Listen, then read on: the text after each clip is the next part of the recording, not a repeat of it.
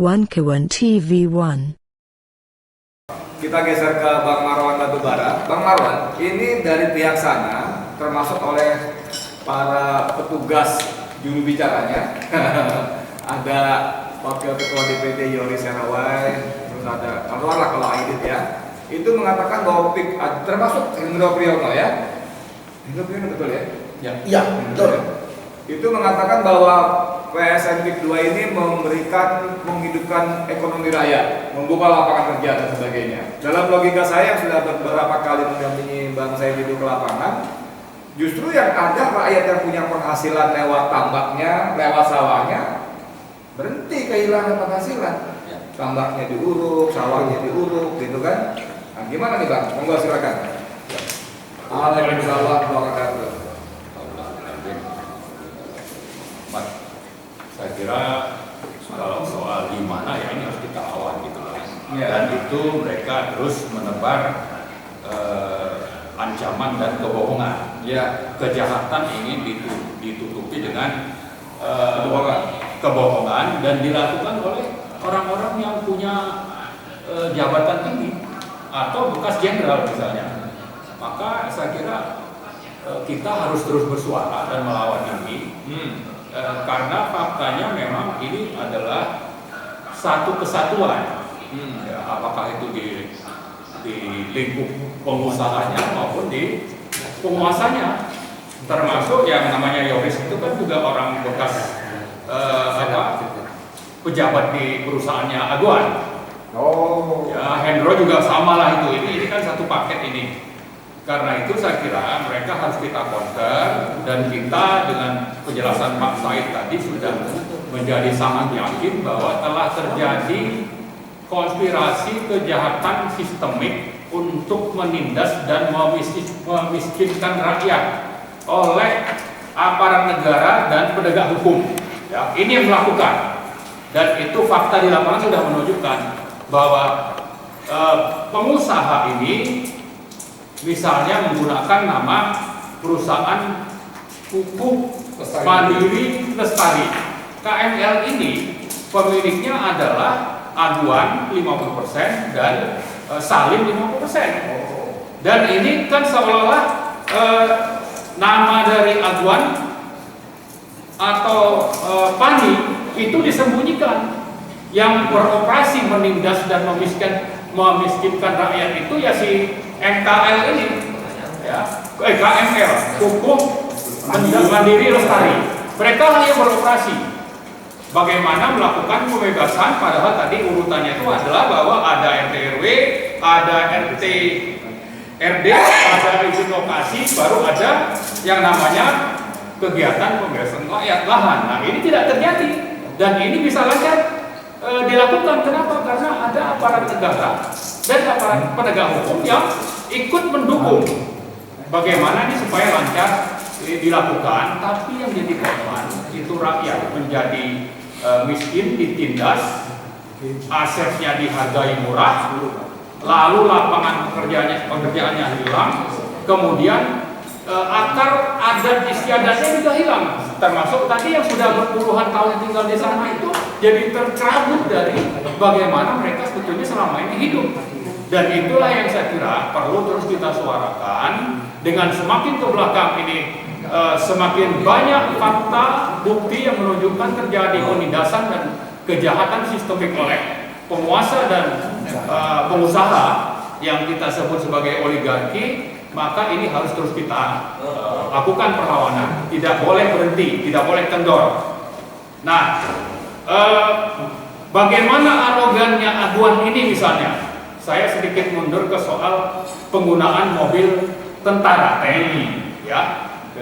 Saya kira Aguan sudah menunjukkan diri berada di atas lembaga yang namanya TNI. Ada panglimanya di sana, atau presiden kita itu kan TNI. Masa lembaga TNI yang begitu terhormat, ya, punya fungsi untuk pertahanan negara itu direcehkan oleh Aguan? Masa yang panglima itu harus mencari-cari alasan untuk menjustifikasi arogansi ini? Atau masa yang namanya Presiden Jenderal Prabowo mendiamkan saja kelakuan yang arogan ini, saya kira tidak bisa dibiarkan. Saya kira Prabowo harus menunjukkan bahwa dia benar-benar prajurit TNI, prajurit Sabta Marga, dan tidak mau lembaga yang menghasilkan dirinya sebagai jenderal itu dilecehkan oleh aguan. Itu satu hal. Tapi hal lain yang lebih penting adalah bahwa semuanya ada di bawah genggaman aguan, termasuk tadi yang namanya Hendro atau Yoris. Maka saya kira Prabowo itu sangat penting untuk segera membersihkan orang-orang yang ada di kabinetnya, yang bisa saja disusupkan atau bagian dari aguan untuk supaya PIK 2 PSN ini tetap berlanjut. Yang harusnya dengan kejahatan yang sudah semakin terbukti ke belakang ini harus segera dihentikan. Yang namanya status PSN itu harus segera dicabut. Ya, bisa saja dengan menawarkan proyek 3 juta rumah yang datang dari Marwara, tapi ini adalah dari aguan. Ya kan, bisa saja bahwa yang namanya Prabowo merasa wah ini adalah sesuatu yang mendukung, padahal bisa saja ini adalah perangkap untuk supaya aguan ini bisa tetap melanjutkan proyek PSN keduanya. Termasuk juga yang namanya Nusron. Nusron bilang akan bisa diselesaikan. Yang tadi Pak Said bilang itu yang namanya RT/RD. Ya kan, akan melakukan rapat koordinasi lintas kementerian dari RH, dari Kehutanan, ya, dari Kementerian Keuangan mungkin yang relevan juga, untuk dengan begitu akhirnya status tadi diperoleh.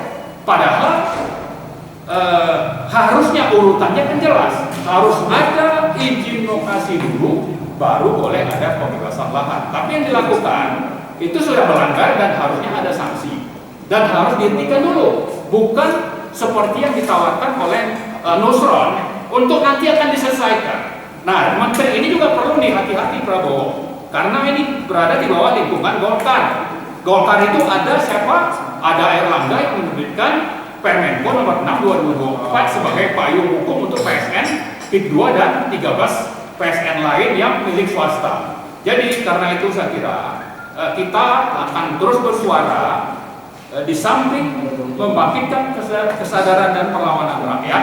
Kita juga mengingatkan Prabowo untuk menegakkan hukum, berada di garis depan, dan jangan sampai terkecoh oleh menteri-menteri yang disusupkan atau merupakan bagian dari aguan untuk tetap dipertahankan PSN PIK 2. Nah, saya juga ingin menghimbau kita semua bahwa tanggal 13 Desember yang akan datang, hari Jumat, sekitar jam 13.30, kita akan melakukan aksi di depan kantor Airlangga. Ya, teman-teman Ormas dari Banten itu akan ikut berpartisipasi, termasuk juga dari APP TNI, ya, teman-teman alumni dari UI, dari ITB, dan dari mahasiswa akan hadir untuk menuntut supaya status PSN PIK 2 itu segera dicabut. Ini satu, saya kira semacam pengumuman ya kepada kita semua, kepada rakyat, untuk mari berbondong-bondong kita berpartisipasi dalam aksi tersebut untuk kita bisa membebaskan penindasan dan pemiskinan yang dilakukan oleh oligarki, terutama ada Aguan di sana, ada Salim di sana sebagai pengusaha, tapi ada Jokowi di sana sebagai mantan presiden yang menjadi bagian dari oligarki ini dan masih berperan di kabinet Prabowo. Dan saya kira Prabowo harus membersihkan orang-orang ini, ya, kalau ingin supaya dia dapat dukungan dari rakyat. Artinya pemerintahan Prabowo kalau ingin mendapat dukungan rakyat maka harus membersihkan orang-orang yang pro oligarki di kabinetnya, terutama yang namanya itu adalah ARA atau yang namanya Nusron, satu paket dengan Golkar misalnya, ya, kecuali mereka tobat. Termasuk juga di DPR, partai-partai itu harus berani bersuara, jangan diam saja dan jangan mau terus menjadi korban cengkraman atau penyanderaan oleh Jokowi. Saya kira banyak partai-partai yang disandra oleh Jokowi dan ini harus saya kira segera melepaskan diri supaya kedaulatan negara dan rakyat itu bisa tegak di Indonesia. Saya kira begitu. Oke, terima kasih.